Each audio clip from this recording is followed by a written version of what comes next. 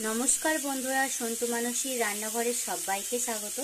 তোমাদেরকে আমি একটা রেসিপি বানিয়ে দেখাচ্ছি। পটল দিয়ে শর্টকাটে পটল দিয়ে আলু দিয়ে মাছের ঝোল বানিয়ে তোমাদেরকে দেখাবো।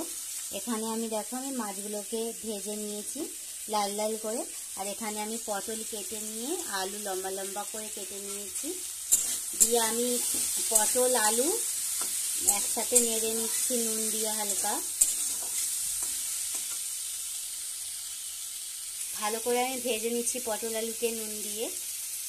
এতে অল্প একটু এর মধ্যে হলুদ গুঁড়ো দিচ্ছি। হলুদ গুঁড়ো দিয়ে দিয়েছি। আমার এই সবজিগুলো নাড়া হয়ে গেলে আমি জল ঢেলে দেবো সেদ্ধ হওয়ার জন্য। আর এখানে উপকরণ কী লাগছে আমি বলি, এখানে টমেটো কুচি লাগছে, আর অল্প একটু আদা বাটা আর সর্ষে বাটা লাগছে, আর সামান্য লঙ্কার গুঁড়ো আর হলুদ গুঁড়ো, স্বাদ মতো নুন লাগছে। আমি এবার জল ঢেলে দিচ্ছি। সবজিটা আমার নাড়া হয়ে গেছে। অবশ্যই বন্ধুরা প্রথম থেকে শেষ পর্যন্ত আমার ভিডিওটা দেখার জন্য আমার পাশে থাকো। আমি কিভাবে বানাচ্ছি দেখতে থাকো। দেখো বন্ধুরা, এখানে আমি সর্ষে নিয়ে নিয়েছি, আমি এবার বেটে নিচ্ছি শিলে। দেখো আমার সেদ্ধ হয়ে গেছে তরকারিটা। আমি এবার নামিয়ে নিচ্ছি, নামিয়ে নিয়ে সম্বরে নেব। দেখো আমি এখানে সম্বরার জন্য আমি ফোড়ন দিয়ে দিচ্ছি। 5 ফোড়ন নিয়ে নিয়েছি। 5 ফোড়নটাকে নেড়ে নিচ্ছি। এর মধ্যে আমি এবার টমেটো কুচিটা দিয়ে দেবো।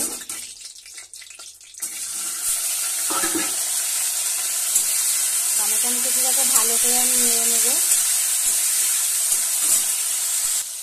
টমেটো কুচিটাকে নরম করার জন্য আমি অল্প একটু স্বাদ মতো নুন দিচ্ছি। সামান্য নুন দিয়ে দিলাম। ভালো করে এবার নেড়ে নেব টমেটোটাকে। টমেটোটা আমার নাড়া হয়ে গেছে। এর মধ্যে আমি আদা বাটাটা দিয়ে দিলাম। অল্প একটু আদা বাটা নিয়েছি। আদা বাটাটা যতক্ষণ না কাঁচা গন্ধ যাবে আমি নেড়ে নিচ্ছি।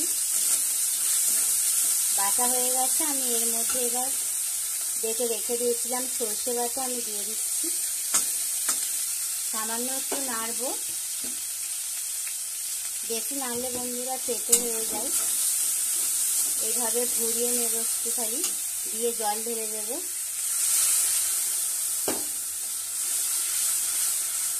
এবার একে একে হলুদ গুঁড়ো লঙ্কার গুঁড়ো দিয়ে দিচ্ছি।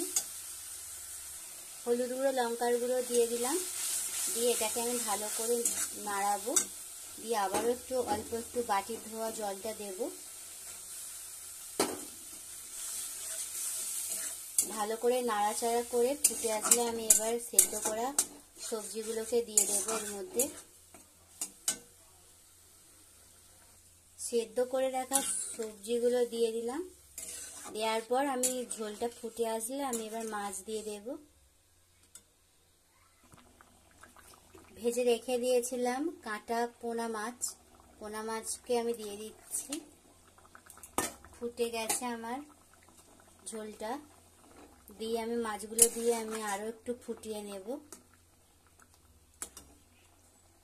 এখানে সামান্য অল্প একটু বন্ধুরা জিরে গুঁড়ো ছড়িয়ে দিচ্ছি। সামান্য দিয়েছি,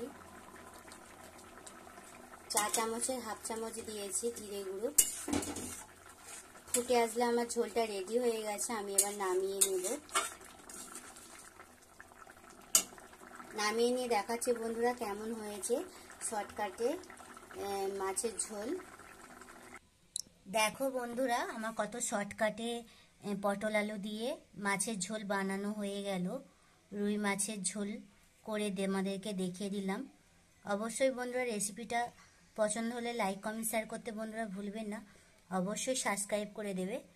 আমি এখানে এই ভিডিওটা এখানে শেষ করছি বন্ধুরা।